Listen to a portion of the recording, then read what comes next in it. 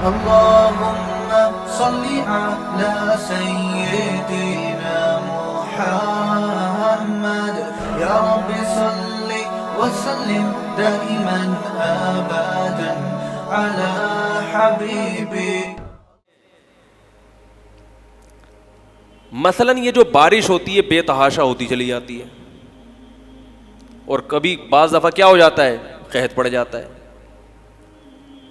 اگر اس کی وجہ سے کوئی اللہ کا انکار کرتا ہے کہ اس بارش کا نظام مینیج کرنے والا کوئی بھی نہیں ہے, اتفاقی ہے, اس پہ سب سے بڑا الزام یہ ہوگا کہ اگر یہ اتفاقی ہے نا تو جتنا نظم و ضبط اس بارش میں ہے اتنا بھی نہیں ہونا چاہیے تھا. بارش کا ایک ایسی کیلکولیشن ہے قدرت کی طرف سے, آپ کسی سائنٹسٹ سے پوچھیں وہ آپ کو بتائے گا, وہ کہے گا بارش کا سسٹم اگر بے تکا ہوتا اس زمین کا نظام تباہ ہو چکا ہوتا. بے تکی نہیں برستی بارش, بہت زبردست نظام ہے بارش کا. کتنے کلومیٹر فی گھنٹہ کی رفتار سے وہ قطرہ زمین کی طرف آتا ہے, پھر کن کن پرتوں سے گزر کے اس کی اسپیڈ کم ہوتی ہے, اور کہاں کہاں بارش زیادہ برستی ہے, زمین کے کن خطوں میں بارش کم برستی ہے. مری میں زیادہ بارش برستی ہے, کراچی میں کم بارش. اگر الٹا سسٹم ہو جائے, کراچی میں زیادہ اور مری میں کم, اگر یہ بارش کا کوئی پیچیدہ نظام نہ ہوتا, خود صحیح ہو رہا ہوتا, تو پھر بارش کو یہ نہیں ہوش کہ کہاں زیادہ برسنا ہے کہاں کم برسنا ہے. بلکہ بات یہاں سے ہم شروع کرتے ہیں کہ اتنا پانی آسمانوں میں جاتا ہی نہیں جتنی زمین کو ضرورت ہے. کیوں نہیں جاتا؟ زمین کو کیا پتا تھا کہ مجھے سیراب ہونے کے لیے اتنا پانی چاہیے کہ میں جتنی ہوں اس سے 3 گنا بڑا سمندر چاہیے مجھے. یہیں سے بات حیرانگی والی شروع ہو جاتی ہے. دیکھو آپ کہیں قیام کرتے ہو, جتنے افراد وہاں رہیں گے آپ کو اس حساب سے ٹینک چاہیے ہوتا ہے نا. ابے یار کیا مصیبت ہے یار, بھائی آپ کہیں کرائے کے گھر پہ رہو, 25 افراد ہو تو, اور آپ نے ایک فائبر کی ٹینکی چھوٹی سی لا کے رکھ لی چھت پہ. بے وقوفی اور حماقت کی بات ہوگی نا, یہ اس کی علامت ہوگی یہ ٹینکی رکھی نہیں گئی ہے, ہوا سے اڑ کے آ گئی ہے, پڑوسیوں کے گھر سے گری ہے. کیونکہ خود لائی ہوتی تو 25 افراد کو دیکھو, اور یہ چھوٹا سا کولر لا کے رکھ لیا. 25 افراد جہاں بھی رہیں گے تو پہلے زمین میں اتنا بڑا ٹینک بنایا جائے گا. سب سے پہلی ضرورت کیا ہے؟ پانی کی. کرایہ مکان کا ہو نہ ہو گزارا ہو جائے گا, مالک مکان میں دم ہے تو نکال کے دکھائے, تعلقات کام آ جائیں گے. ہوتا ہے نا, بہت سے لوگوں کے پاس کرایہ نہیں ہوتا لیکن کرایہ کا گھر لے لیتے ہیں, وہ بہت لوگوں نے ایسا کیا ہے اور اب تک ہنسی خوشی زندگی گزار رہے ہیں اور زیادہ اچھی زندگی گزارتے ہیں. مالک مکان نکال ہی نہیں سکتا. مالک مکان بولے کہ بھئی یہ نکلو تو وہ کہیں گے اس کی کیا دلیل ہے کہ تمہارا گھر ہے, یہ کیس کی نوعیت ہی چینج ہو گئی, کاغذات بنا لیے جعلی. تو مالک مکان کہتا ہے فری میں رہ لو بھائی, لیکن یہ مان لو کہ یہ گھر کس کا ہے, میرا گھر. سب کچھ ہو جاتا ہے, پانی کے بغیر گزارا نہیں ہوتا. تو سب سے پہلے دیکھا جاتا ہے پانی آ رہا ہے کہ نہیں آ رہا, ٹینکر آئے گا کہ نہیں آئے گا. ٹینکر اگر آئے گا تو ٹینکر کے پیسے جیب میں ہیں بھی کہ نہیں ہے. بہت سے گھروں میں ٹینک نہیں ہوتا, لیکن وہ یہ دیکھتے ہیں کہ کوئی بات نہیں ہے, لیکن میری اتنی انکم ہے کہ میں ہر ہفتے پانی کا ٹینکر منگوا سکتا ہوں. تو اب کتنا بڑا ٹینکر منگوانا ہے یہ بھی آپ اپنے گھر کی آبادی دیکھ کے فیصلہ کرتے ہو. آپ کے ہاں 25 افراد ہیں اور گلاس میں پانی بھر بھر کے لا رہے ہو, یہ اس کی علامت ہے, یہ آپ نہیں لے کر آ رہے, یہ پڑوسیوں کے گلاس اتفاق سے بولو بھائی گر گیا. تو اب یہ بات خوب ذہن میں رکھیں کہ جتنی زمین ہے نا اس میں کتنے انسانوں نے بسنا ہے, زمین کے اندر کتنا پانی ہونا چاہیے. یہ قرآن میں اللہ کا ارشاد ہے قدر فیہا اقواتہا, اللہ نے جتنے انسانوں کو قیامت تک کے لیے پیدا کرنا تھا نا ان کے پیدائش سے پہلے زمین میں یہ سارا ان کا راشن دال پانی کا انتظام کر دیا.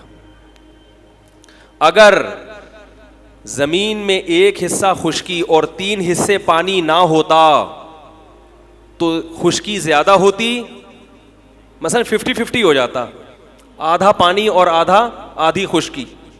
تو جتنی بارشیں اب برس رہی ہیں اتنی نہ برستی, اور انسان کو جتنی مقدار میں پانی چاہیے اتنی مقدار میں پانی کی ضرورت پوری نہ ہوتی. ممکن ہے ابھی ہو جاتی, مگر اب جب آبادی بڑھے گی, ڈبل ہوگی, تو اس وقت قحط پڑ جاتا, اس وقت قحط پڑ جاتا. کیونکہ پانی جب زیادہ ہے پھر اس پانی کو کتنا ٹیمپریچر چاہیے.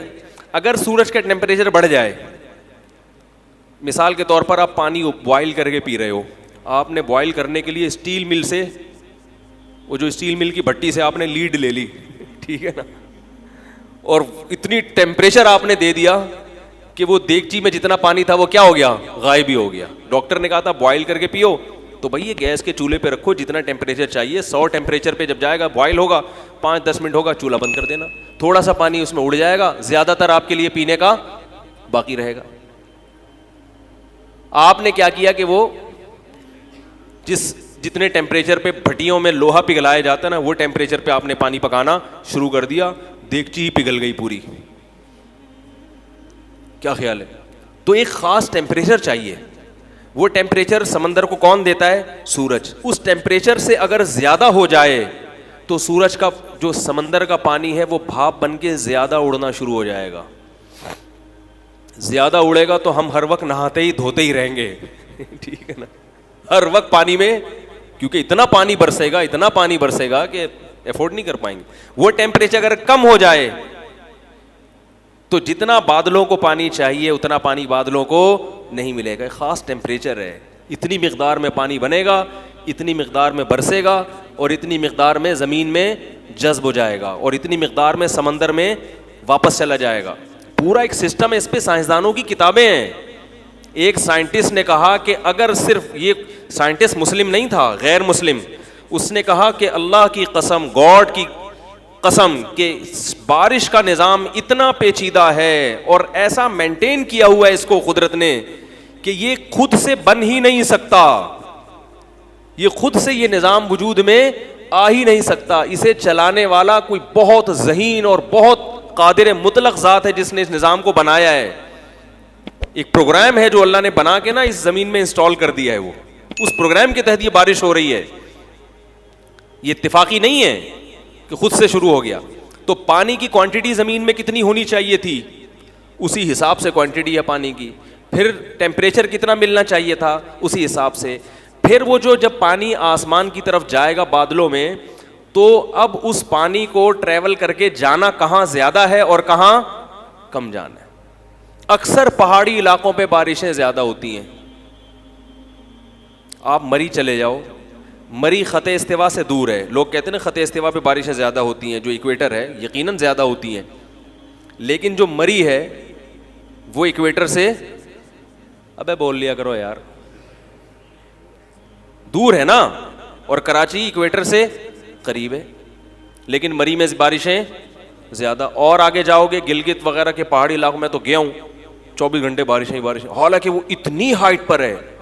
میں گلگت کے ایک شہر میں گیا, ایک گاؤں میں گیا ہوں, 7 گھنٹے کی چڑھائی ہے گاڑی کی, مسلسل گاڑی چڑھتی رہتی ہے, 8-9 ہزار فٹ کی بلندی پر, اتنے اونچے اونچے. آگے پھر ننگا پربت کی پہاڑیاں شروع ہو جاتی ہیں, آپ نے دیکھی ہوں گی, وہ آسمانوں سے باتیں کرتی ہوئی پہاڑیاں, اتنی ہائٹ پر ہے وہ علاقہ. اور میں نے دیکھا ہے وہاں کہ اتنی ہائٹ پر سمندر کی چوٹیوں سے پانی, پہاڑوں کی چوٹیوں سے پانی ابل رہا ہے. حالانکہ اتنی فلیٹ میں جو سب سے اوپر رہتا ہے نا, اس تک پانی پہنچانا سب سے مشکل, کیونکہ موٹر کھینچ کے کہاں لے جائے گی سب سے اوپر, موٹر کو بل بھی زیادہ آئے گا. نیچے والے کے لیے سب سے آسان, نہیں بھی آ رہا بھائی محلے سے لے لو, نلکے سے بھر لو. اوپر والا کہے گا یار میں کہاں گھسیٹ کے لے کے جاؤں. تو ننگا پربت کی پہاڑیوں کی چوٹیوں پہ اللہ نے پانی پہنچایا ہے, اور وہاں پانی زیادہ پہنچایا ہے. ان پہاڑوں کو کھودے پانی نکلنا شروع ہو جاتا ہے. کیوں؟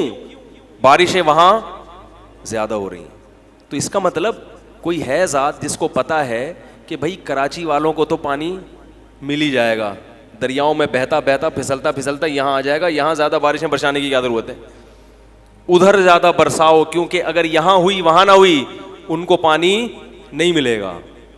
وہ جو ننگا پربت کی پہاڑیوں پر رہتے ہیں وہ کہاں سے آئیں گے کراچی پانی بھرنے کے لیے, 7 گھنٹے کی چڑھائی پہ چڑھیں گے.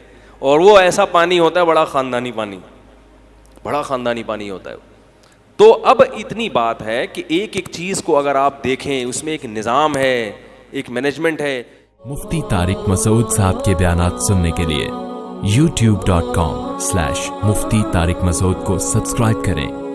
और अगर आप लाइव वीडियो को कभी भी मिस नहीं करना चाहते हैं तो सब्सक्राइब करने के बाद बेल आइकन पर क्लिक करना मत भूलें। जज़ाकल्लाह।